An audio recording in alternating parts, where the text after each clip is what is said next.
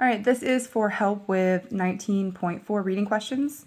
There is a question on the Google Doc that says, calculate the molarity of nitric acid, this is nitric acid solution, if 43.33 milliliters of 0.1 molar KOH is needed to neutralize 20.0 milliliters of the unknown concentration or molarity of our nitric acid.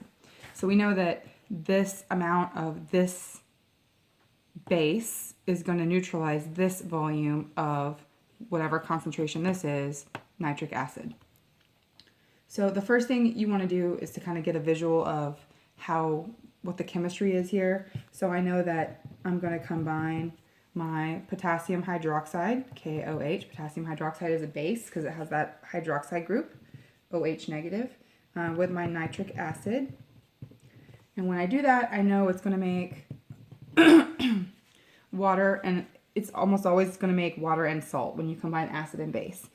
And so the salt we're going to make is, let's see, potassium, and we have this nitrate group, NO3. And so then I want to look at this and balance it out. And it looks like it's completely balanced, which means my molar ratio is that I need 1 mole of potassium hydroxide for every 1 mole of nitric acid, which makes things nice and easy for me because that way I know that the moles per liter should be equivalent. So if I know that I'm starting with 43.33 milliliters, remember that molarity is moles per liter, moles over liters, so we need to change these milliliters into liters. So that would be 0.04333 liters, and that's of KOH. So that's what I'm starting with. And I also know that this has a molarity of 0.1 moles for every 1 liter. That's what this big M stands for, moles per liter. So now I can calculate this. This is also KOH, so it cancels. And so I'm going to end up with an extra 0 in there. And we don't need all these digits, but that's fine. Moles of KOH.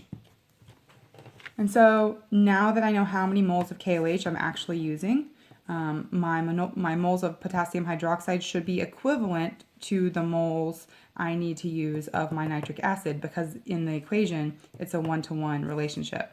So now I know I need this exact amount of moles of nitric acid.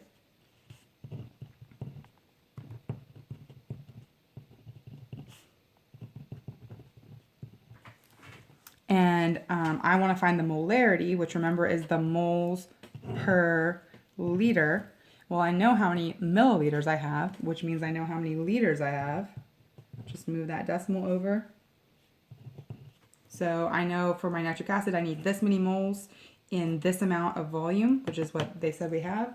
So when we calculate that by just dividing that out, I get 0.2165 moles per liter, or 0.22 molar. And the reading questions might be a little bit different because of rounding, but should be very close to that number. All right, the next question on your reading questions for 19.4 is asking about salt hydrolysis, which in your book is on page 623. Maybe not.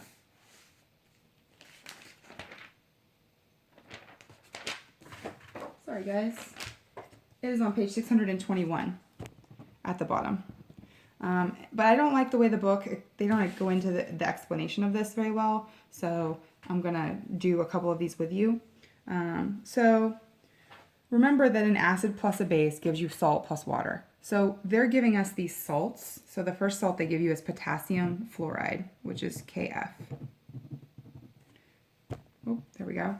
And you know that this is an ionic bond, and when it dissociates, it's going to give you positive potassium ions and negative fluorine ions. But what we don't know is the acid and the base that it came from. And that's going to determine what, when we hydrolyze this salt, when we put this salt in water, it's going to tell us whether it'll be more acidic, more basic, or a neutral solution. So if you think about the fluorine, first of all, and if you put that with water, what would it form? Well, the negative fluorine is going to attract a positive hydronium or hydrogen positive ion to make HF, which is hydrofluoric acid. I don't know how to spell fluoric. I think it's there. And then you're going to have left over your basic hydroxide ion. Okay, so if you look on page 603, there is a chart that tells you what's a weak acid and what's a strong acid. This is a weak. That's a weak acid. Then if we look at our potassium ion and put it in water, so I'm just taking this salt, breaking it up, and then combining it with water molecules. That's going to give us potassium hydroxide, which we actually just talked about in the last question. And then what's left over is our hydrogen ion or hydronium ion. So this potassium hydroxide, if you look on that chart, is a strong base. So we have a strong base and a weak acid, which tells me that my solution is going to be more basic. When I put this salt, potassium fluoride, in water, my solution will end up being basic. All right, on the reading questions, the next salt that you're given is ammonium chloride, so that's NH4Cl. And you guys can look up on Google, you can Google ammonium chloride and figure out if you don't know the equation for it, that's fine. And so the ions that it's going to break up into is your polyatomic ion, ammonium ion, and your chlorine negative ion. So when I put those in water, you can just imagine and Cl minus plus H2O. Well, I see right away that this negative is going to combine with the positive hydrogen ion to make hydrogen chloride, which hopefully you know is a strong acid. Strong acid. And then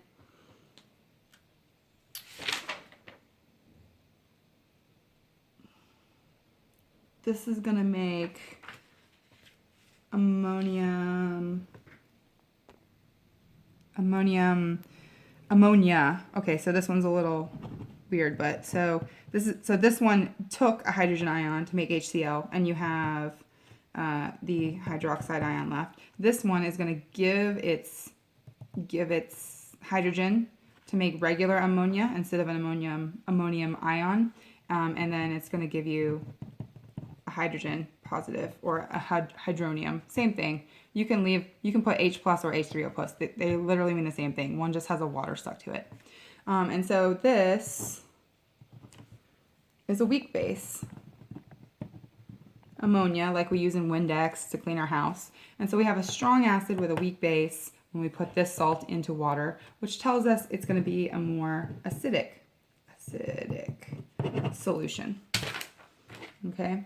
And so that's how you do these. So you have 3 more to do. Ammonium nitrate, which is NH4NO3. So this is just to show you what it's going to break up into. NH4 plus, which is going to be the same as this when you put it in water. And then NO3 is your negative. There's your negative ion. There you go. Sorry you couldn't see that. So stick both of these ions in water and see what they come from, acids or bases, and whichever one is stronger, it'll be either acidic or basic. Or if they're both weak or both strong, then it'll be a neutral solution. If you need more help than that, then feel free to sign up for a tutoring session on the one-on-one spreadsheet. That's it.